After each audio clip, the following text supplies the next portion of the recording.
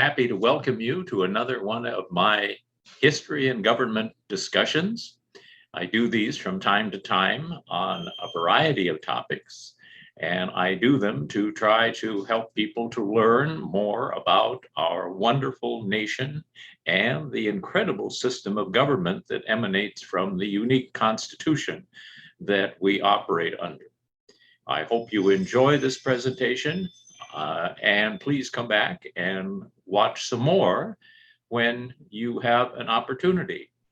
I do post them to YouTube once they are completed, and I've had a chance to edit them in a minor way at least. So I hope that you will be able to join us very often. And so here, let's get underway for today. Now, let me preface this before I actually click the next thing and start it going.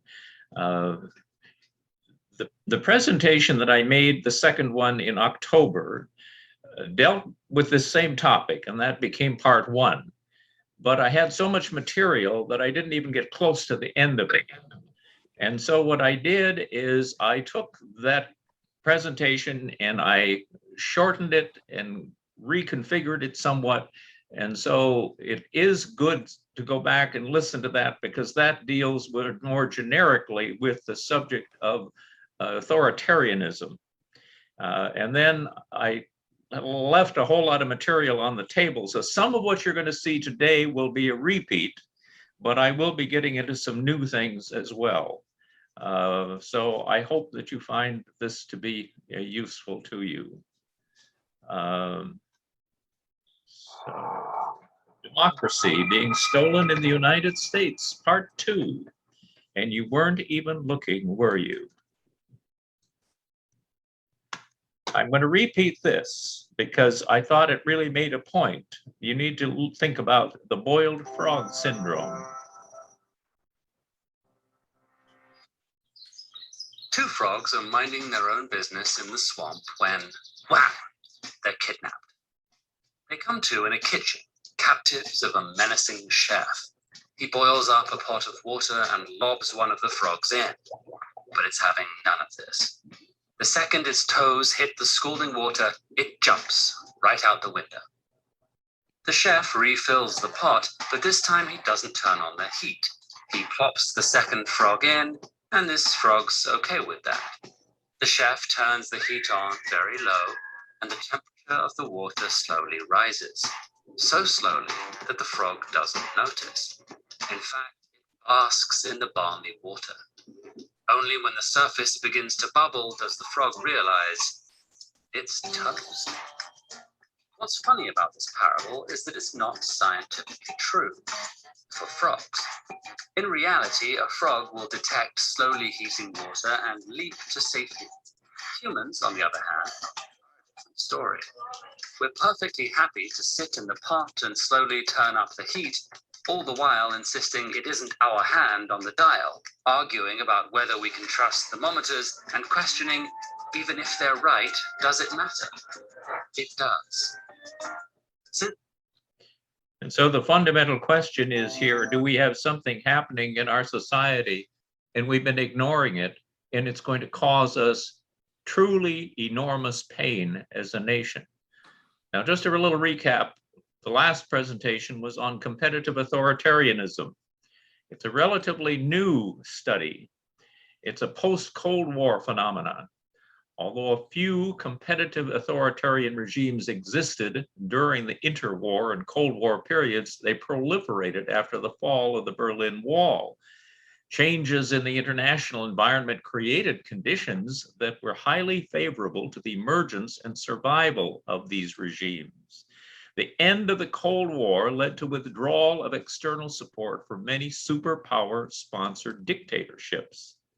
Beginning in the late 1980s, both Soviet and US-backed dictatorships faced a precipitous decline in external military and economic assistance, which eroded the capacity of many autocrats to maintain themselves in power. States became bankrupted, patronage resources disappeared, and in many cases, coercive apparatuses began to disintegrate, leaving autocrats with little choice but to liberalize or abandon power.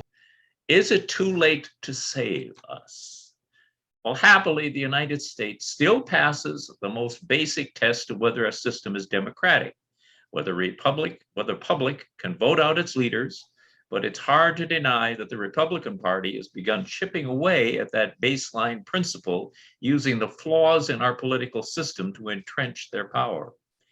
The Republicans already have an unfair structural advantage, several of them, due to our problematic Constitution. Perfect Constitution has never been written. Ours is pretty good, but it has some problems. The nature of the Electoral College means that the key battlegrounds in like Pennsylvania are considerably redder than the whole country. The Senate is also biased against dense urban states, in that under half of Americans control 82% of the Senate seats. The combination of anti-urban bias and intentional gerrymandering means that the GOP has had a leg up in House elections since 1968. Why do we have a problem? Well, the Republican Party builds on these inherent tendencies of the US constitutional system towards minority rule to push us towards something more properly termed authoritarianism. It combines intentional state-level election rigging with the abuse of counter-majoritarian institutions, which the Supreme Court has become, among others, at the federal level, while working to delegitimize the press and other non-state institutions that could challenge it. Some of these developments, like extreme gerrymandering, which is going on all over the country right now, and efforts to keep their supporters in a propaganda bubble, have insulated from nonpartisan media, are long-running.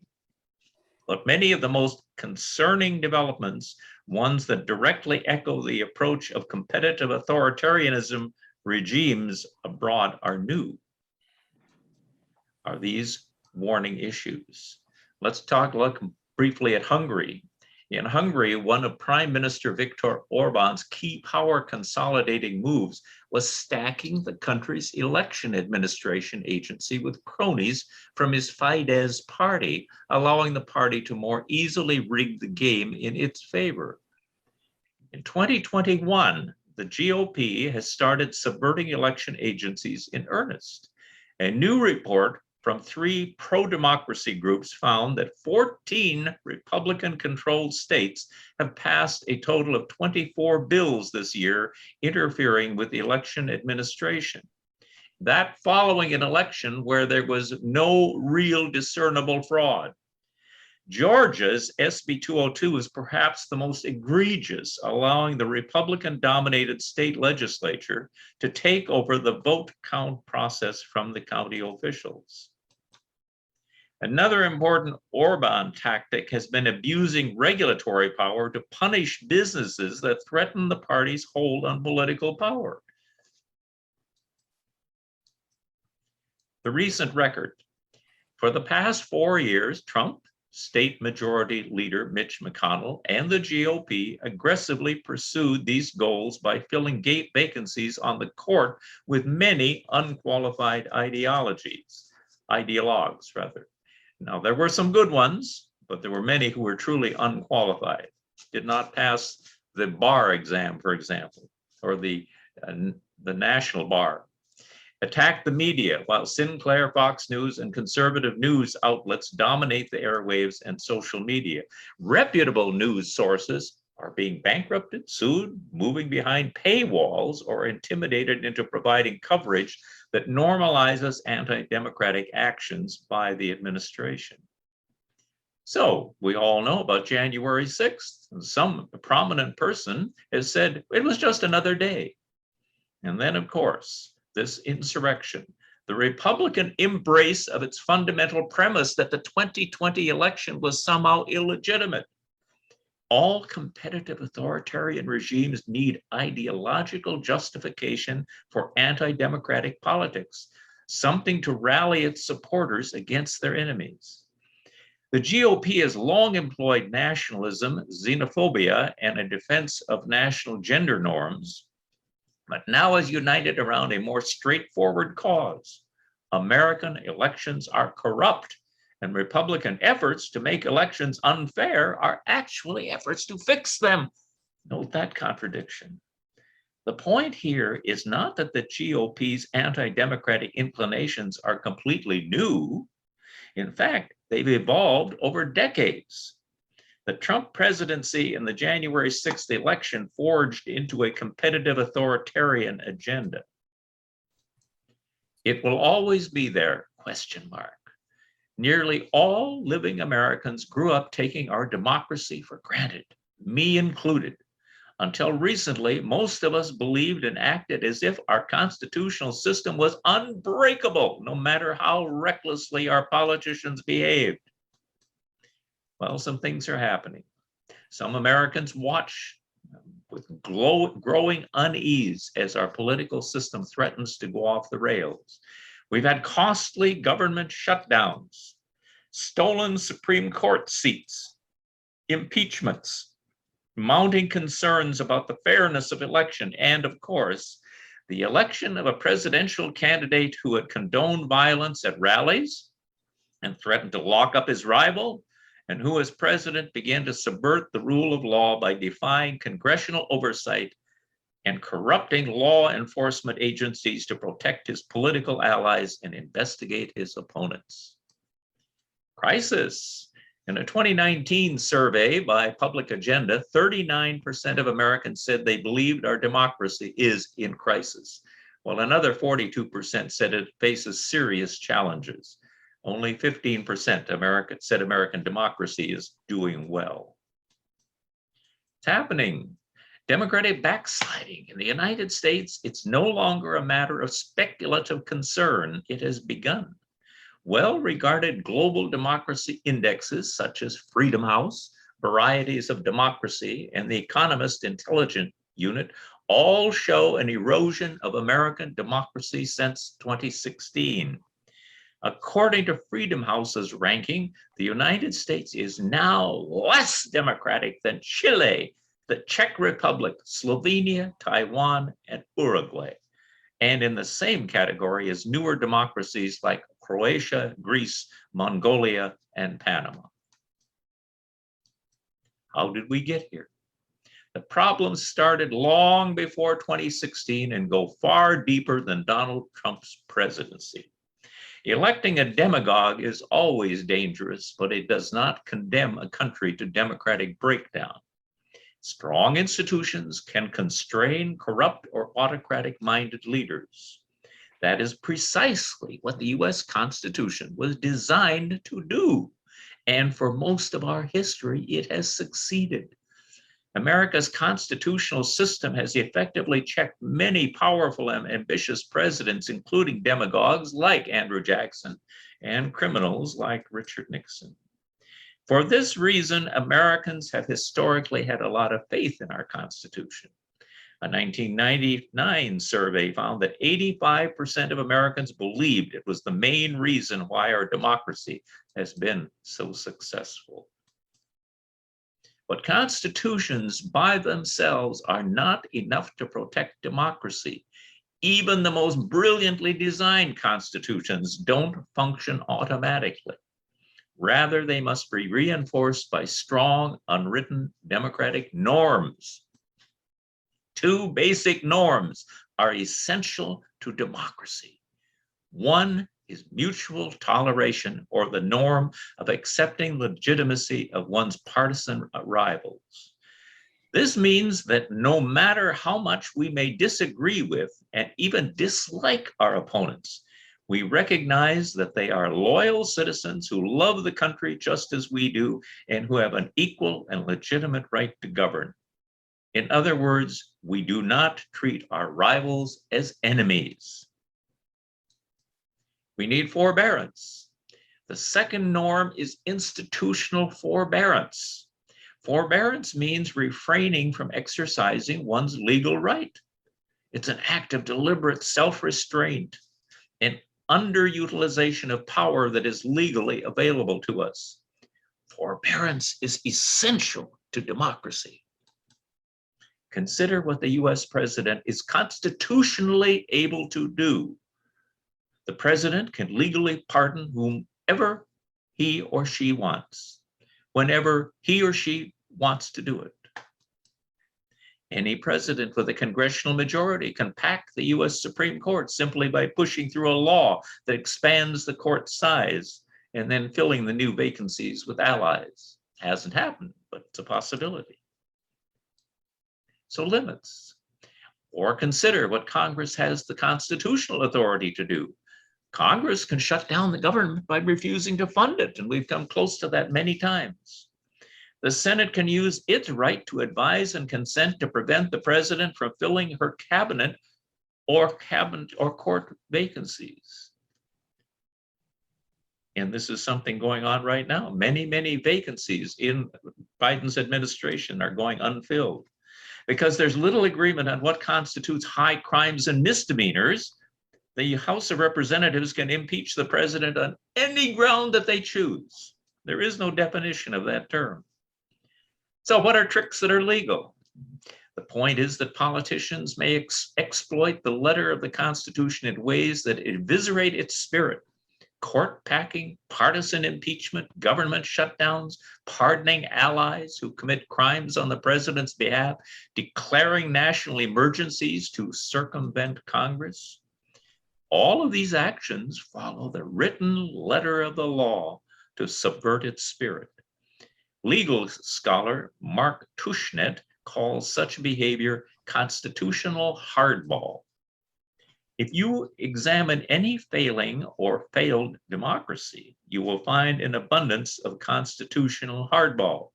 Examples include Spain and Germany in the 1930s, Chile in the 1970s, and contemporary activity in Hungary, Venezuela, and Turkey.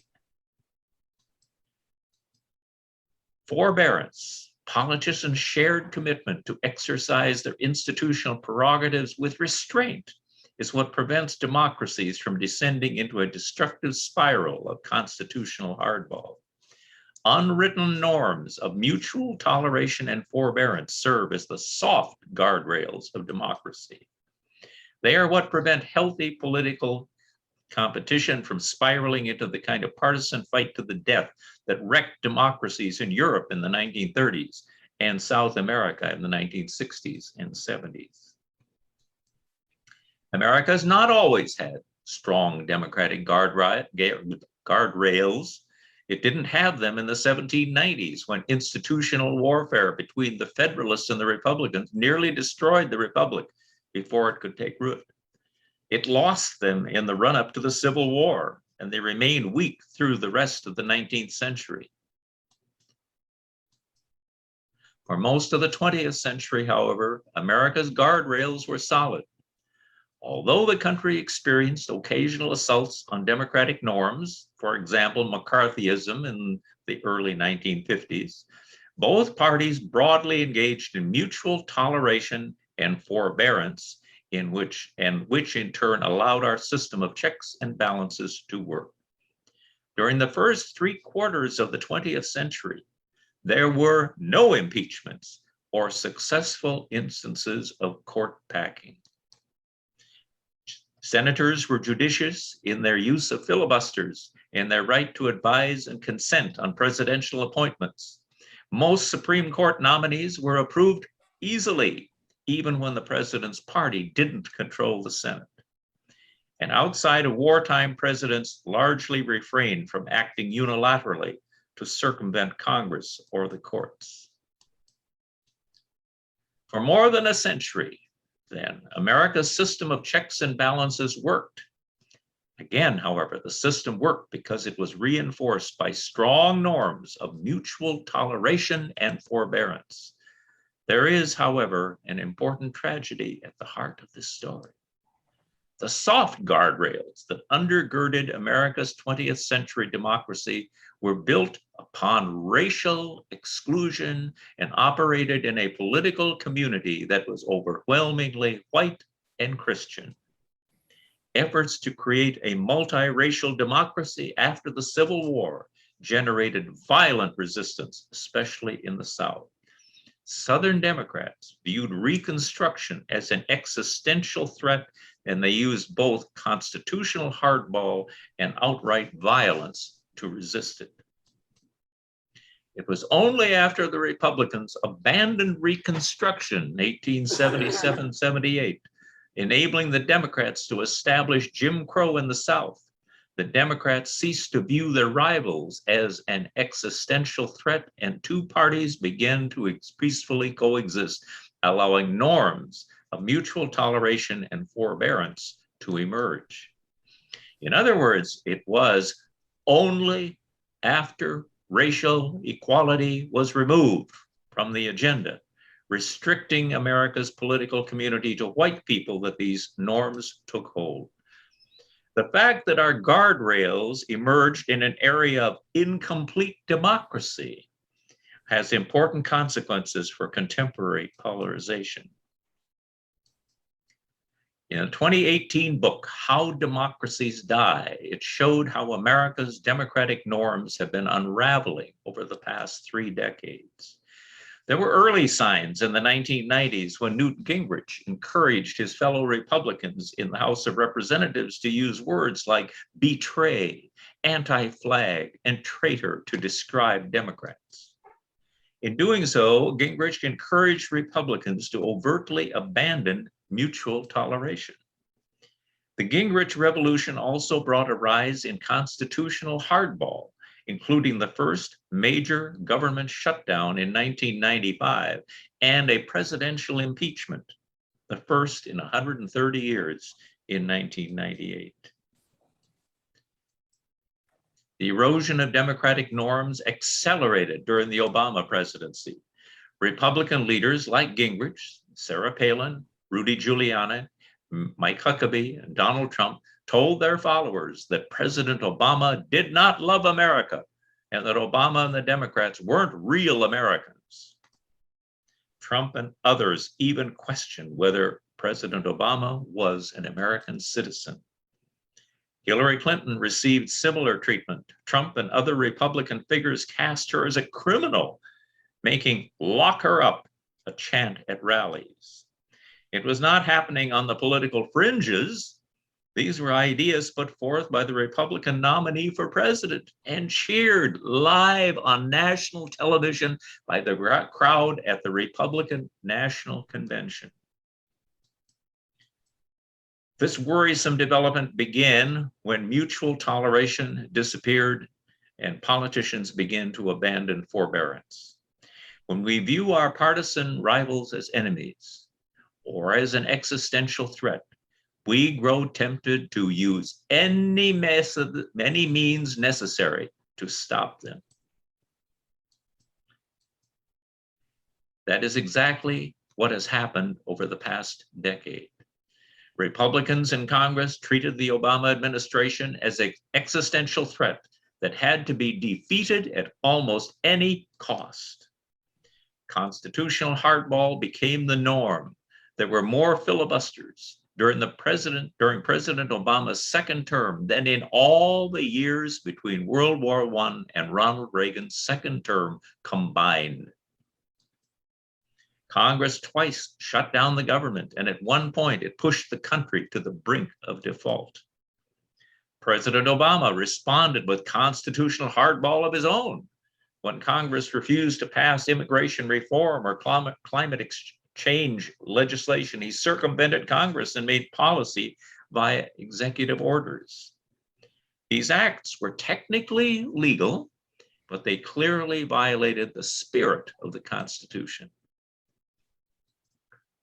Perhaps the most consequential act of constitutional hardball during the Obama years was the Senate's refusal to take up President Obama's nomination of Merrick Garland to the Supreme Court.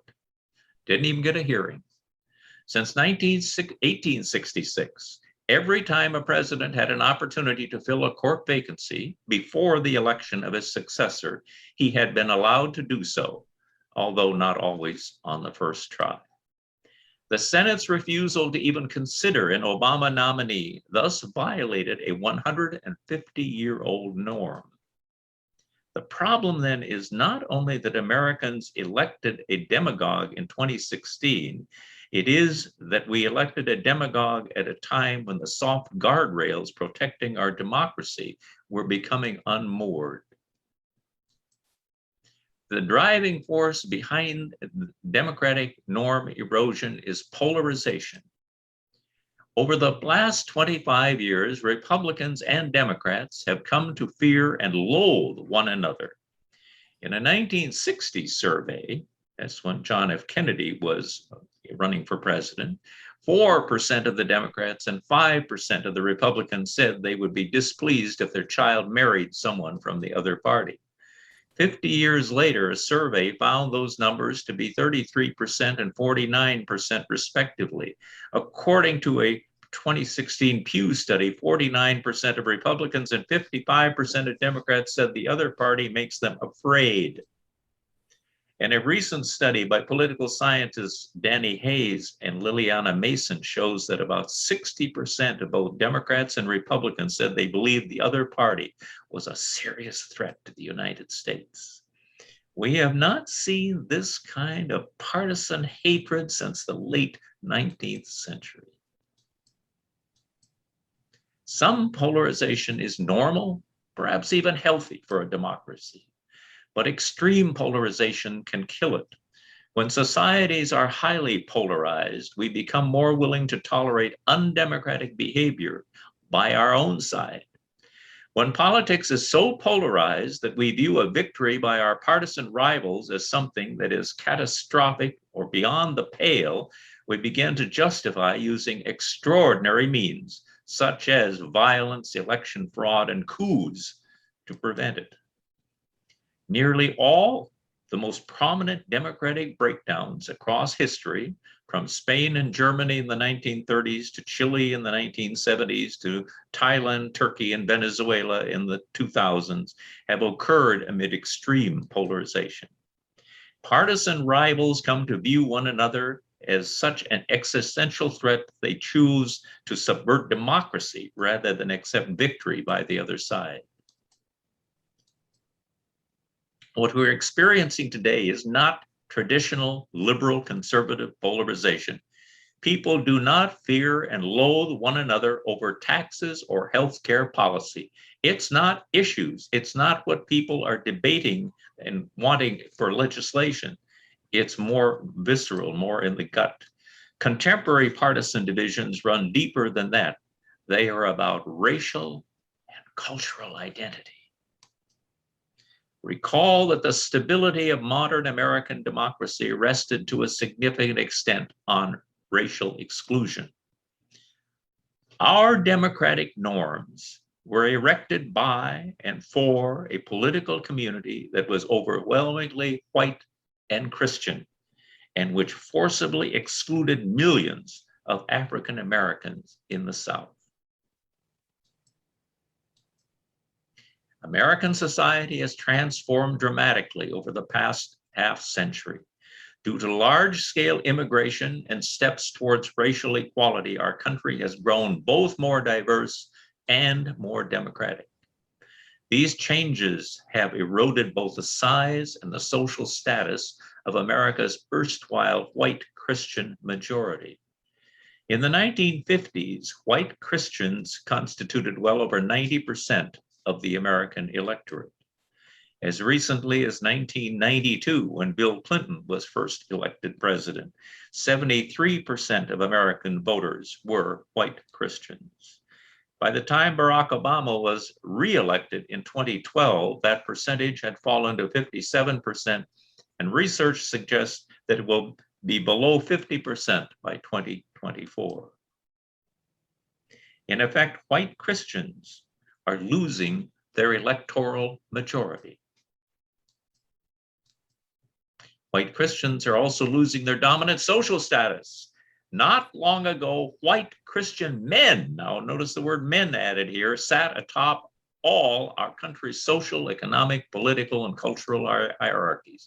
They filled the presidency, Congress, the Supreme Court, and the governor's mansions. They were the presidents of the universities. They were the CEOs, the newscasters, and most of the leading celebrities and scientific authorities, and they were the face of both major political parties. But those days are over. Losing one's dominant social status can be, therefore, quite deeply threatening. Many white Christian men, especially, feel like the country they grew up in is being taken away from them. For many people, that feels like an existential threat. This democratic transition has become politically explosive because America's racial and cultural differences now map almost perfectly into the two major political parties.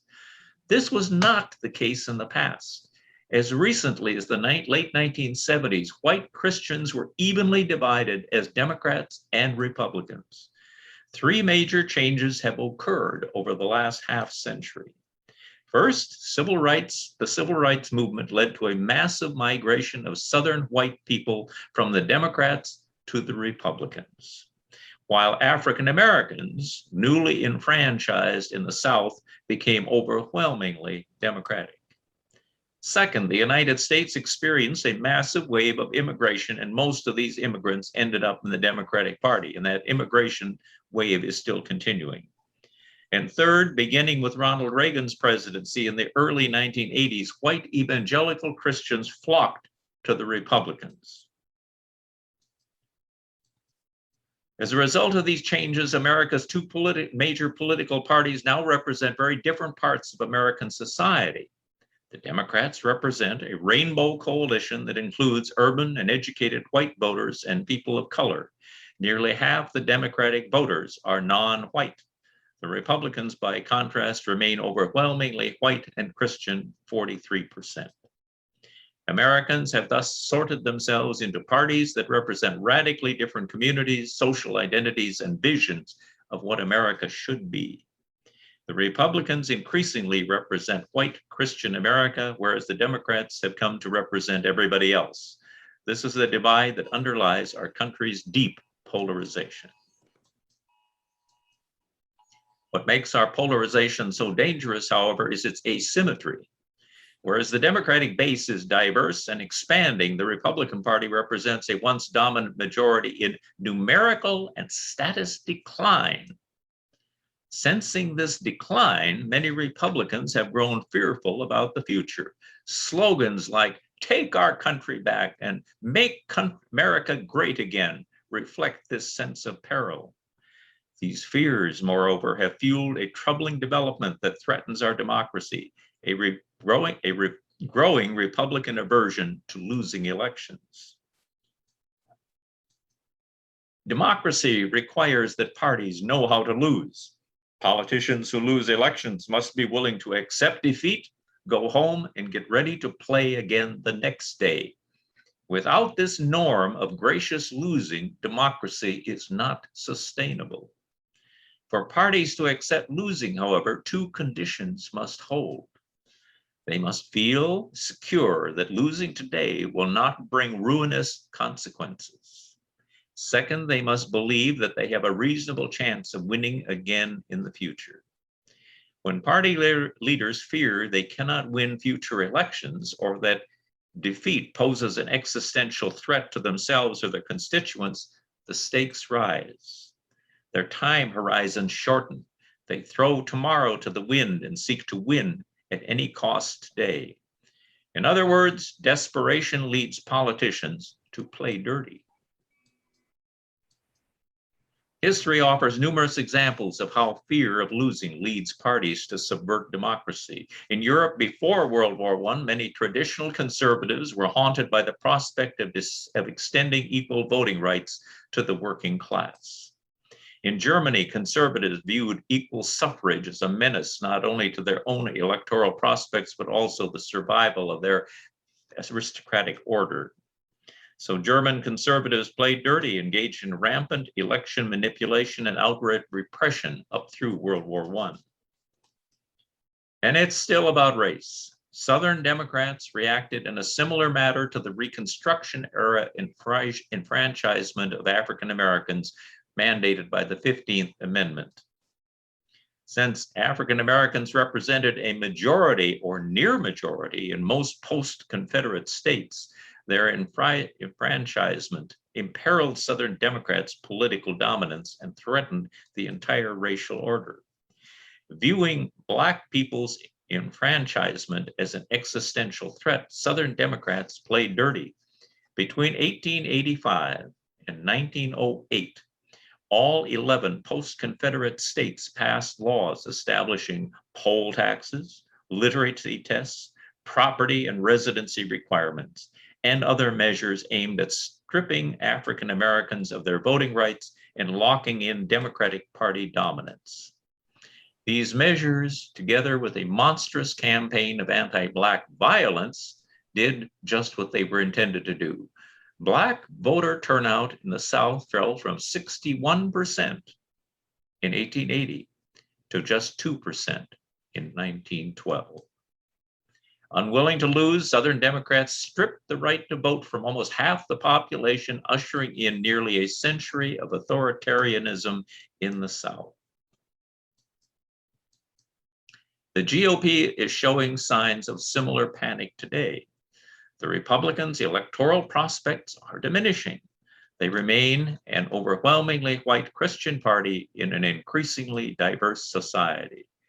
Moreover, younger voters are deserting them. In 2018, people ages 18 to 29 voted Democrat by more than 2-to-1 margin, and those in the 30s voted nearly 60% Democrat. Demography is not destiny, but as California Republicans learned after adopting a hardline anti-immigration stance in the 1990s, it can punish both parties that resist societal change. The growing diversity of the American electorate has made it harder for the Republican Party to win national majorities. Now, indeed, now think about this sentence. The GOP has won the popular vote in just one presidential election in the last 30 years. And that was in 2004, and it wasn't a huge majority. That was the re-election of George Bush, by the way. No party likes to lose, but for Republicans, the problem is magnified by a growing perception that among the base that defeat will have catastrophic consequences. Many white Christian Republicans feel they are on the brink of losing not just elections, but their country. So, like the old Southern Democrats, Republicans have begun to play dirty. Dimming electoral horizons and growing perceptions of an existential threat have encouraged a win now at any cost mentality.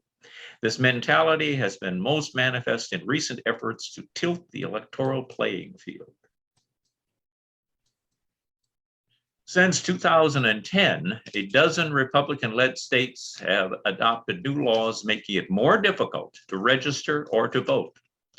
Republican state and local governments have closed polling places in predominantly African-American neighborhoods, purged voter rolls, and created new obstacles to registration and voting. In Georgia, for example, a 217 exact match law allowed authorities to throw out voter registration forms whose information did not exactly match existing records. During Georgia's 2018 gubernatorial race, Brian Kemp, then Georgia's Secretary of State and now its governor, tried to use the law to invalidate tens of thousands of registration forms, most of which were from African Americans. He also purged hundreds of thousands of voters from the rolls.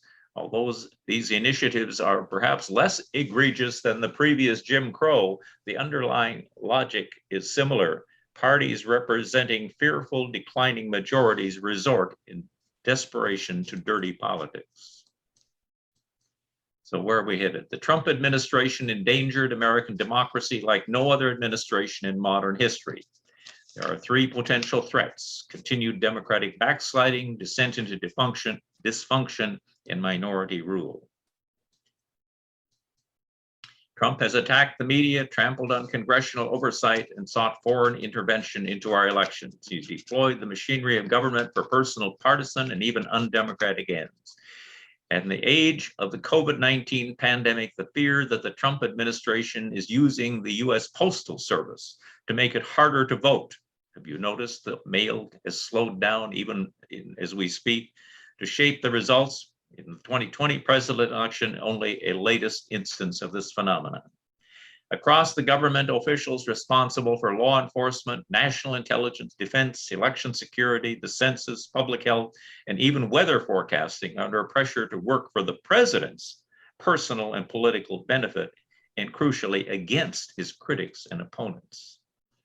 Those who refuse, including inspectors general responsible for independently monitoring government agencies, were pushed out and in many cases replaced with Trump loyalists.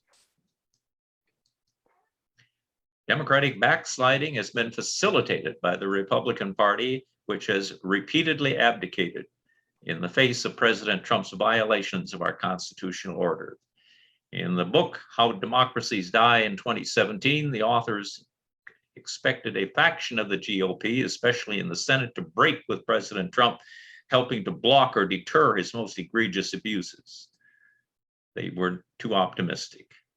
In a context of extreme polarization, Republicans who confronted the party's radicalized base, such as Jeff Flake, saw their political careers derailed and destroyed. Unwilling to risk their careers to defend democracy, House and Senate Republicans abdicated, undermining Congress's constitutional role as a check on executive power and imperiling our system of separation of powers. This is how autocracies are built. Leaders transform law enforcement, intelligence, and other institutions into partisan weapons, which they use to shield themselves from investigation and in turn to investigate and punish critics. When the referees work for the incumbent, the political playing field is inevitably tilted, subverting democratic competition. Indeed, Trump's efforts to purge and corrupt government agencies closely mirrors those used by Hungarian Prime Minister Viktor Orban to undermine his country's democracy. Nowhere was the erosion of our checks and balances made clearer than in the failure of the 2019-20 impeachment process. Senate Republicans stated from the onset that they would acquit the president no matter what the evidence of wrongdoing might be. Polarization was so extreme that it was more important for the Republicans to beat the Democrats than to rein in a president who threatened democratic institutions. Impeachment, our most powerful constitutional check, was therefore rendered toothless. So although the threat of an autocratic turn was real, especially if Trump had been reelected, important sources of democratic resilience do remain in our society. First of all, we differ from other countries like Hungary, Russia, Turkey, and so forth, because of, first of all, our institutions are stronger. The courts remain independent and powerful.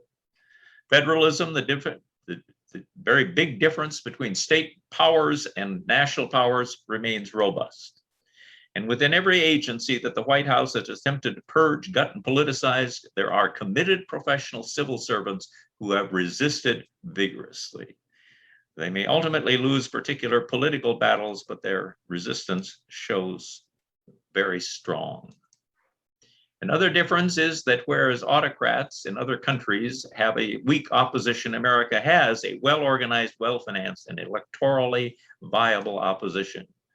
That opposition not only includes the Democratic Party, but also unions, a wide variety of activist groups, new and old, that have organized opposition to the current administration's policies, or the Trump policy. Hello? The strength of America's opposition was made manifest in the 2018 midterm elections when the Democrats won control of the House and made Trump's defeat in 2020 a real possibility. Somebody is speaking. Can you kind of silence yourself, please? Because Trump lost, the immediate threat of a slide into autocracy had diminished for a while. So, nevertheless, our democracy also faces a descent into dysfunction. America's system of checks and balances only works with a degree of mutual toleration and forbearance. When polarization erodes the norms and encourages constitutional hardball, divided government can easily descend into a kind of permanent institutional warfare, leaving the federal government unable to do the basic work of governance.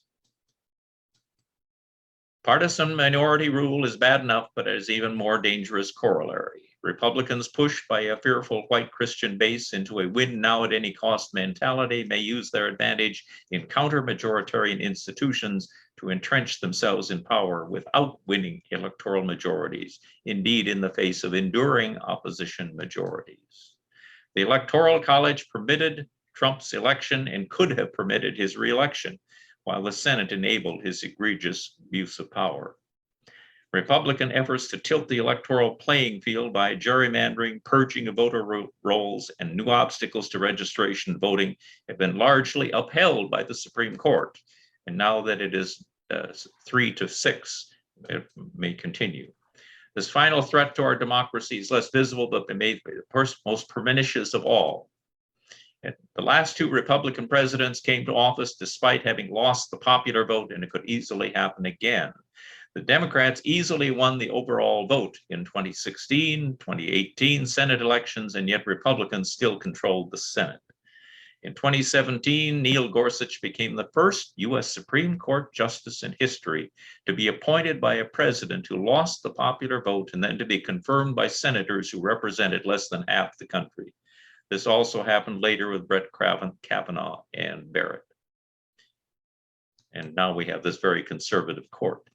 In February 2020, the 52 senators who voted to acquit President Trump came from states that represented 18 million fewer Americans than the 48 senators who voted to convict. Minority rule has deep history in America. Founders created our system intended to do some of that. But over time, the small state bias has become much more important. The Electoral College is slightly biased towards the sparsely populated states. The Senate's heavily biased towards the sparsely populated states, and the Supreme Court also is tilted in that direction. Population trends, the general depopulation of rural areas are exacerbating the problem.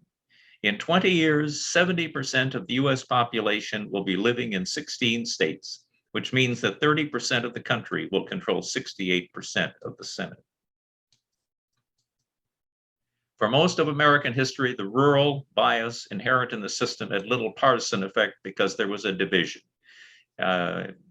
System always favored Vermont over New York, but not over any particular party. In recent years, however, the parties have divided among urban-rural lines. Today, Democratic voters are concentrated in the big metropolitan areas, the Republicans in the rural areas. That gives the GOP a systematic and growing advantage in the Electoral College, the Senate, and the Supreme Court. Democracy requires the existence of at least two democratically minded political parties, and both parties need to be committed to the rules of the game.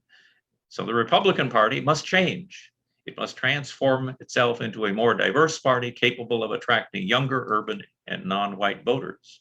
And a Republican Party that can thrive in a multiracial America will be less fearful of the future without the win now at any cost mentality. Now, that has been called for. These are real changes. And the Republican National Committee recommended them as recently as 2013, but it's not going to happen automatically. Parties only change when their strategies fail. In democratic politics, success and failure are measured at the ballot box. And nothing compels change like electoral defeat. And the Republican Party has so abdicated what it is that when it did its platform in the election of 2020, it simply basically said, whatever Trump wants is our platform. The only way out of this impasse is to double down on democracy, defending the right of all citizens to vote. Since 1960s, we've taken important steps towards the creation of something few societies have achieved, a multiracial society, and Obama's presidency is one of the evidences of that. These achievements are worth defending, but they are now imperiled. It's a tragic paradox that our country's belated steps towards full democracy triggered the radical reaction that now, I think, threatens it. Americans who are concerned about the threats facing our democracy must participate in all elections, but also commit themselves to protect our most basic institutions, including voting rights and civil rights.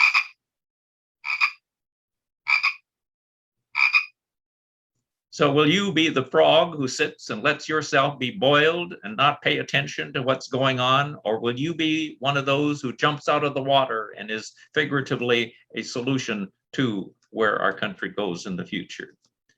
The stakes are very high. I feel passionately that we have much to lose.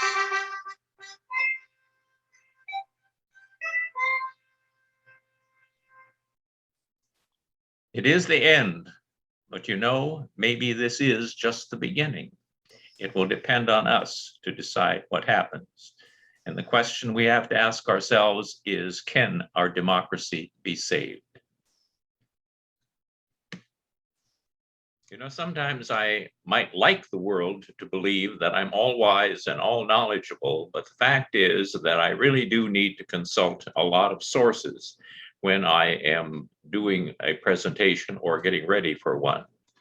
And so I thought it important for this one to at least tell you who. So we're going to take a look at what the sources are.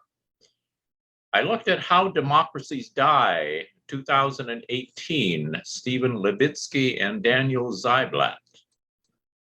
Zach Bokamp and Ian Millhiser, correspondents for Vox.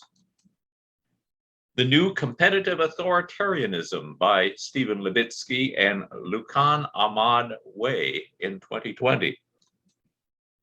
Journal of Democracy, State of Disunion, The Authoritarians at the Gate by Bryn Tannehill in 2020. And a book that Bryn Tannehill has written in 2021 called American Fascism that I highly recommend for everyone. It's really a stunning book. Competitive Authoritarianism, Definition, Main Characteristics, Outcomes by Radu Anamaria and Rafa Zakor from Poland in 2013.